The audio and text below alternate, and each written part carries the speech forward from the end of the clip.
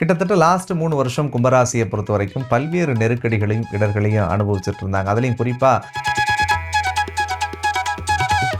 இந்த 2026வது வருஷத்தை பொறுத்தவரைக்கும் முதல் விடுதலையா ஜென்மசனி அவங்களுக்கு முடியுது. பணமழையில தான் நனைவாங்க. இந்த 2026ல பல்வேறு விதமான முன்னேற்றங்கள் கிடைக்கும். நிறைய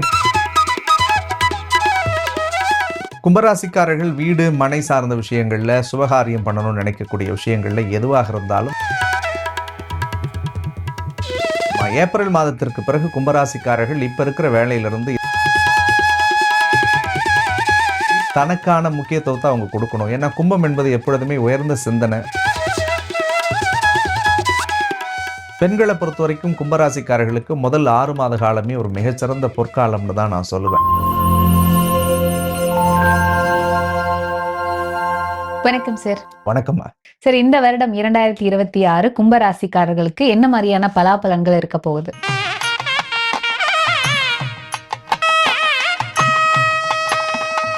கும்பராசிக்காரர்களை பொறுத்த வரைக்கும் ஏற்கனவே ஆரம்பிச்ச 7.5 சனியோட தாக்கம் எப்படா முடியும் அப்படின்னு எதிர்பார்க்கக்கூடிய ராசிக்காரர்கள் அவங்களும் ஒருத்தவங்க. கிட்டத்தட்ட லாஸ்ட் 3 வருஷம் கும்பராசியை பொறுத்த வரைக்கும் பல்வேறு நெருக்கடிகளையும், இடர்களையும் அனுபவிச்சுட்டு இருந்தாங்க. அதுலயும் குறிப்பா கடந்த 2025வது வருஷத்துல ராசியிலேயே இருந்த ராகு, ராசியில் இருக்கக்கூடிய சனி மனரீதியான நிறைய உளைச்சல்களை அவங்களுக்குள்ள கொடுத்துக்கிட்டே இருந்தது. பட் இந்த 2026வது வருஷத்தை பொறுத்த வரைக்கும் முதல் விடுதலையா ஜென்மசனி அவங்களுக்கு முடியுது. அந்த ஜென்மசனி விடுறதுன்றது கும்பராசி வாழ்க்கைக்கு ஒரு பெரிய தெளிவு. ஒரு இருட்டில் நின்றுட்டு இருந்த நமக்கு ஒரு திடீர்னு ஒரு 1000 வாட்ஸ் பல்பு போட்டா எப்படி இருக்குமோ அந்த மாதிரியான ஒரு பிரகாசத்துக்குரிய வாழ்க்கையை அவர்கள் இந்த வருஷத்துல நிச்சயமாக அனுபவிப்பார்கள். வருஷத்தினுடைய தொடக்க காலகட்டத்திலே குரு பகவான் 5வது இடத்துல குரு பலனாக அவர்களுக்கு இருக்கிறதுனால அவர்கள் எதையெல்லாம் நினைக்கிறாங்களோ அந்த விஷயங்கள் எல்லாமும் கும்பராசிக்கு பெரிய சாதக பலன்களை பெற்றுத்தரக்கூடியதா இருக்குமா. ஓகே, இந்த வருடம் இவங்களுக்கான பண வரவு எப்படி இருக்கும்? தனஸ்தானத்துல சனி பகவான் மார்ச் மாதத்துக்கு பிறகு வருகிறார். அதன் பிறகு ஏற்படக்கூடிய குரு பெயர்ச்சி ஆனதுக்கு பிறகு குரு பகவான் நேரடியா அந்த மீனராசியா இருக்கக்கூடிய குருவினுடைய வீட்டை பார்க்கிறாரு. அப்ப அந்த தனஸ்தானத்தை குரு பார்க்கறதுனால பொருளாதாரத்துல கண்டிப்பா நல்ல முன்னேற்றம் இருக்கும். அவங்களுக்கு பாத்தீங்கன்னா கும்பராசிக்காரர்களுக்கு பிற்பகுதி ஃபுல்லா பணமழையில தான் நனைவாங்க. இந்த 2026ல பல்வேறு விதமான முன்னேற்றங்கள் கிடைக்கும். நிறைய பொருளாதார உதவிகள் கிடைக்கும். நிறைய ஏர்னிங்ஸ் அவங்களுக்குள்ள வரும். ஏற்கனவே பல முயற்சிகளை எடுத்து வராத பணம் எல்லாம் அந்த காலகட்டத்தில் உச்சகுரு பார்க்கக்கூடிய காலகட்டத்தில் அவங்களுக்கு கிடைச்சே தீரும். ஓகே, வீடு மனை வாங்கக்கூடிய யோகம் இருக்குமா? கும்பராசிக்காரர்கள் வீடு மனை சார்ந்த விஷயங்கள்ல சுபகாரியம் பண்ணணும்னு நினைக்கக்கூடிய விஷயங்கள்ல எதுவாக இருந்தாலும் தாராளமாக செய்யலாம். அந்த யோகம் அவங்களுக்கு 100% இருக்கு. ஏன்னா 5ல குரு இருக்கும் பொழுது அவங்க எடுக்கிற முயற்சிகள் நிச்சயமாக வெற்றி அடையும். குறிப்பா ஜென்மசனி விலகிடுச்சுன்னா எப்பவே வாங்கணும்னு நினைச்சிட்டு இருக்கக்கூடிய விஷயங்கள் கூட அந்த ஜென்மசனி பீரியட் அவங்கள வாங்க விட்டுருக்காது. ஆசிலேஷன்லேயே இருப்பாங்க. மைண்ட் ஒரு இடத்துல நிலையா இருக்காது. இது சரியா, அது தப்பா, இது செய்யலாமா, அது செய்யலாமான்லாம் குழப்பத்தில் இருந்தாங்க. வீடு கடைசி வரைக்கும் பார்த்துட்டு வானான்னு வந்தவங்களாம் நிறைய பேர் இருப்பாங்க.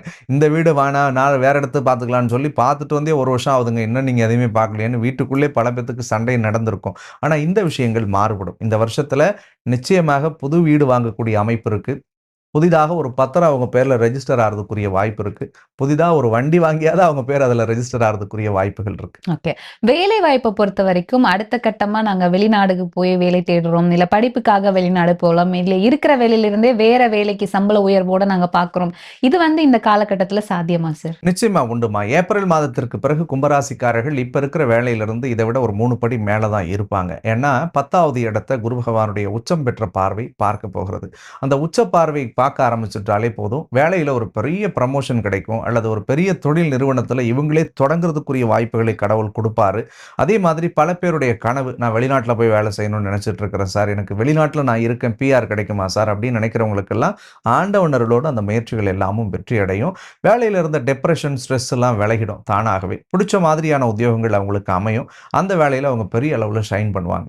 ஓகே, உடல் ஆரோக்கியத்தை பொறுத்த வரைக்கும் இந்த வருடம் எப்படி இருக்கும்? ஆரோக்கியத்துல ரொம்பவே கவனம் செலுத்தணும். கும்பராசிக்காரர்கள் ஆரோக்கியத்துல செலுத்தணுன்றதை தாண்டி தனக்கான முக்கியத்துவத்தை அவங்க கொடுக்கணும். ஏன்னா கும்பம் என்பது எப்பொழுதுமே உயர்ந்த சிந்தனை, உயர்வான லட்சியத்தோடு வாழணும்னு நினைக்கக்கூடியவர்களாக இருப்பாங்க. ஸோ இந்த காலகட்டம் என்ன பண்ணும் அவங்களன்னு சொன்னா, ராசியில இருக்கக்கூடிய ராகு இருக்கும் பொழுது தேவையில்லாத கற்பனை, தேவையில்லாத மன உளைச்சல், தேவையில்லாத மனக்குழப்பத்துக்குள்ள கொண்டு போறதுக்கு முயற்சி பண்ணும். ஸோ அவங்களுடைய எண்ணங்களை மட்டும் கொஞ்சம் செதுக்கி வைக்கணும் கும்பராசி எப்பவுமே. அதீத யோசனை இருக்கக்கூடாது. சின்னதா ஒரு விஷயம் நடந்துட்டா கூட ரொம்ப சென்சிட்டிவா அவங்க யோசிக்காம இருக்கணும். அந்த ஒரே ஒரு விஷயத்துல மட்டும் கொஞ்சம் கவனமா இருந்துட்டா போதும். மற்றது ஆரோக்கியத்துக்கு பிரச்சனை கிடையாது. ஓகே, திருமண வாழ்க்கை இந்த வருடம் அமையறதுக்கான வாய்ப்புகள் இருக்கா? திருமண வாழ்க்கை, திருமணம் சார்ந்த விஷயங்கள பண்ணணும் அப்படின்னு நினைக்கக்கூடியவர்கள், இந்த வருஷத்தினுடைய முதல் 6 மாசத்துக்குள்ள முயற்சி செய்றது ரொம்பவே நல்லது. அதற்குரிய பலாபலன்களும் அவங்களுக்கு கிடைக்கும். ஏன்னா, 5ல குரு இருக்கிறதுனால, குரு பலன் இருக்கும் பொழுது திருமணம் செய்யும் பொழுது, அந்த திருமணம் நல்ல விதமா தடைகள் இல்லாத நடந்துரும். அந்த 6 மாசம் கழிச்சு கல்யாணத்துக்கு முயற்சி பண்ணணும் அப்படின்னு நினைச்சாங்கன்னா, அந்த 7ல இருக்கக்கூடிய கேது, ராசியில இருக்கக்கூடிய ராகு, அதன் பிறகு 2ல குடும்ப ஸ்தானத்தில இருக்கக்கூடிய சனி, ஏதாவது சில தடைகளை ஏற்படுத்தக்கூடியதாக இருக்கும். அதுக்கப்புறம் ஒரு 6 மாசம் திரும்ப வெயிட் பண்ணணும்னு சொல்லுவாங்க. அப்ப கல்யாணம் பண்ணணும்னு நினைக்கிறவங்க முதல் 5 மாசத்துல கல்யாணம் பண்றது ரொம்பவே நல்லது. நிச்சயம் திருமண சுபயோகங்கள் கூடி வரும். ஏன்னா லாஸ்ட் 1 1/2 வருஷம்லாம் கும்பராசிக்காரர்கள் கல்யாண பேச்சு எடுத்தாலே தடையா இருந்துகிட்டே தான் இருக்கும். அது 1 1/2 வருஷம்னு இல்லைங்க. ஜென்ம சனி நடந்த காலகட்டம். ஜென்மத்துல சனி இருந்தா 7ஆம் இடத்த சனி பார்ப்பாரு. அப்ப 7 சனி பார்க்கும் பொழுது இல்லற வாழ்க்கையை கெடுக்கிறதுக்கு முயற்சி பண்ணுவார். கல்யாணம் ஆனவங்களா இருந்தா கூட பிரேக்கப் ஆகும்.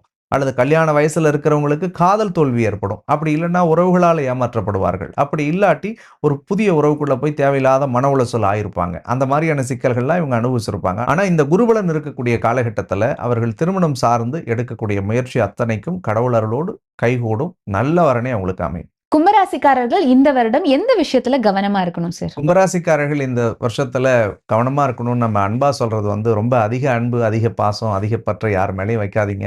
7ல கேது, ராசியில ராகு, 2ல சனி. ரிலேஷன்ஷிப்ல யார் கூட பேசினாலும், பழகுனாலும் தயவு செஞ்சு கவனமா இருங்க.